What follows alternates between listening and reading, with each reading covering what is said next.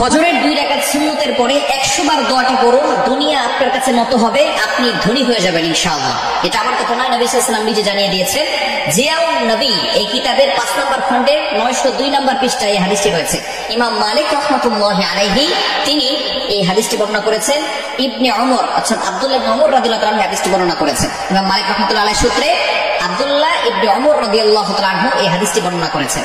আব্দুল্লাহ ইবনে ওমর রাদিয়াল্লাহু তাআলা তিনি বলেন, একবার নবীজি সাল্লাল্লাহু আলাইহি ওয়াসাল্লামের কাছে এক ব্যক্তি আসলেন। আসার পরে বললেন, ইয়া রাসূলুল্লাহ, ইয়া হাবিবাল্লাহ, দুনিয়া আমার কাছ থেকে বিমুখ হয়ে গিয়েছে, দুনিয়া আমার কাছ থেকে পৃষ্ঠ প্রদর্শন করেছে, দুনিয়া আমার কাছ থেকে হারিয়ে যাচ্ছে। ইয়া রাসূলুল্লাহ, আপনি আমাকে এমন কিছু আমল শিক্ষা দেন যাতে করে আমি দুনিয়ার কিছু সম্পদ উপার্জন করতে পারি। নবীজি সাল্লাল্লাহু আলাইহি ওয়াসাল্লাম সেই সাহাবীকে বললেন, তুমি কি ফেরেশতাদের দোয়া ও আল্লাহ তাআলার সৃষ্টিজীবের সকল সৃষ্টিজীবের তাসবিহ তুমি পড়ো না? যেই তাসবিহের কারণে সকল সৃষ্টিজীবকে আল্লাহ পাক রব্বুল আলামিন রিজিকের ব্যবস্থা করেন, এই দোয়াটা কি তুমি পড়ো না? তখন নবীজি সাল্লাল্লাহু আলাইহি সাল্লাম এই দোয়াটা সেই সাহাবীকে শিক্ষা দিলেন।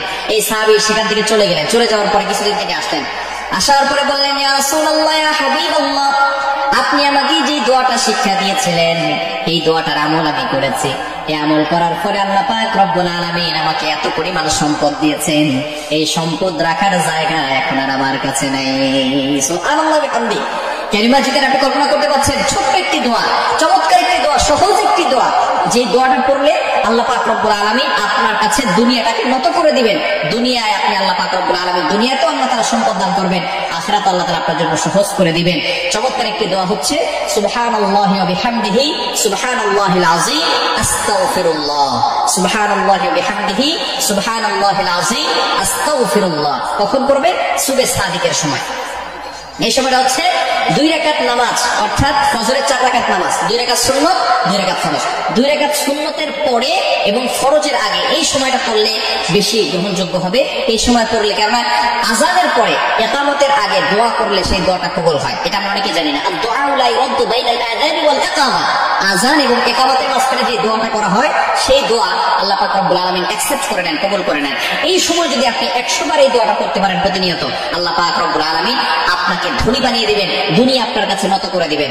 সুবহানাল্লাহি ওয়া বিহামদিহি সুবহানাল্লাহিল আযীম আস্তাগফিরুল্লাহ। বুখারী শরীফের সর্বশেষ হাদিস।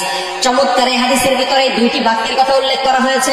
নবীজি সাল্লাল্লাহু আলাইহি সাল্লাম জানিয়ে দিয়েছেন, সাহাবায়ে কেরামদেরকে একবার সামনে নিয়ে বসলেন, বললেন, ও আমার সাহাবীরা, তোমরা কি জানো কালিমাতান, এমন 2টি কালিমা আছে, হাবিবাতান ইলার রহমান, আল্লাহ পাক রব্বুল আলামিনের কাছে, রহমানের কাছে এই বাক্য দুটি খুবই প্রিয়।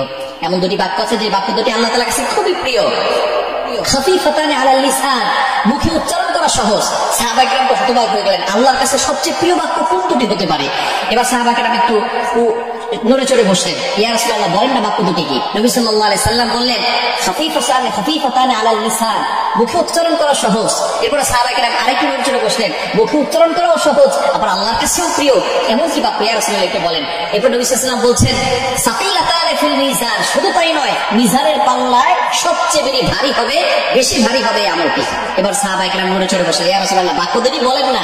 এবার নবী সাল্লাল্লাহু আলাইহি সাল্লাম বলা শুরু করেছেন, সুবহানাল্লাহি ওয়া বিহামদিহি সুবহানাল্লাহিল আযীম, সুবহানাল্লাহি ওয়া বিহামদিহি সুবহানাল্লাহিল আযীম আল্লাহ তাআলার কাছে সবচেয়ে প্রিয় বাক্য। এজন্য আপনি সব সময়, শুধু ওই সময়টা, শুধু সাদিকের সময় নয়, আপনি সব সময় ওই সময় পড়বেন এবং সব সময় পড়তে পারেন সুবহানাল্লাহি ওয়া বিহামদিহি সুবহানাল্লাহিল আযীম। তাহলে আল্লাহ পাক রব্বুল আলামিন দুনিয়া আপনার কাছে নত করে দিবেন এবং আখিরাতেও আল্লাহ তাআলা আপনার জন্য আমলের পাল্লা ভারী করে দিয়ে আল্লাহ তাআলা আপনার জন্য জান্নাতের ব্যবস্থা করে দিবেন। এজন্য আমলটি করতে পারবো তো ইনশাআল্লাহ। আল্লাহ তাআলা আমাদের সকলকে এই আমলটি করার তৌফিক দান করে। অধিকাংশ সংসার নষ্ট হয় ননদের কারণে। বিশেষ করে ননদরা এসে শাশুড়িকে উল্টাপাল্টা কথা বলে, বিশেষ করে প্রত্যেকটা সংসারের ভিতরে ঝগড়া লাগিয়ে দেয়। খবরদার, এই সমস্ত ননদ থেকে দূরে থাকতে হবে। কিছু ননদ আছে তারা এমন ভাবে জল্লাদের মতো কাজ করে, যারা অন্য জায়গা থেকে যে একটা মেয়ে আসছে তার ভাইয়ের বউ হিসেবে সেই বউকে পাত্তাই দিতে চায় না। মা বাবাকে উল্টাপাল্টা কথা বলে ভাইয়ের সাথে সম্পর্ক ছিন্ন করে দেয়, তার ভাবির সাথে সম্পর্ক ছিন্ন করে দেয়। এই ধরনের নরক থেকে সাবধান। বিশেষ করে বোন, আপনাকে বলি, আপনি যে সংসারে গিয়েছেন সেই সংসার নিয়ে আপনি ভাবেন, আপনি অন্যের সংসারে কেন না নাক গলাতে আসেন। কিছু নরকরা আছে এটা বুঝে না। আপনাকে সবসময় খেয়াল রাখতে হবে, বাবা বাড়ির কথা শ্বশুর বাড়িকে বলা যাবে না, শ্বশুর বাড়ির কথা বাবার বাসায় বলা যাবে না। বুদ্ধিমতী যে সমস্ত নারীরা আছে তারা বাবার বাড়ির কথা শ্বশুর বাড়ি বলে না, আর শ্বশুর বাড়ির কথা বাবার বাড়ি বলে না। কেননা বাবার বাড়ির কোনো কথা যদি শ্বশুর বাড়িতে বলা হয়, যখন ঝগড়া লাগবে তখন কিন্তু তাদের ননদরা কিন্তু খুঁটা দিয়ে বলবে তোমার ভাইয়ের সাথে তোমার সম্পর্ক ভালো নাই, তুমি তোমার ভাবির সাথে সম্পর্ক করে থাকতে পারো না। সুতরাং এই জন্য আমাদেরকে সতর্ক থাকতে হবে। মনে রাখবেন পুরুষরা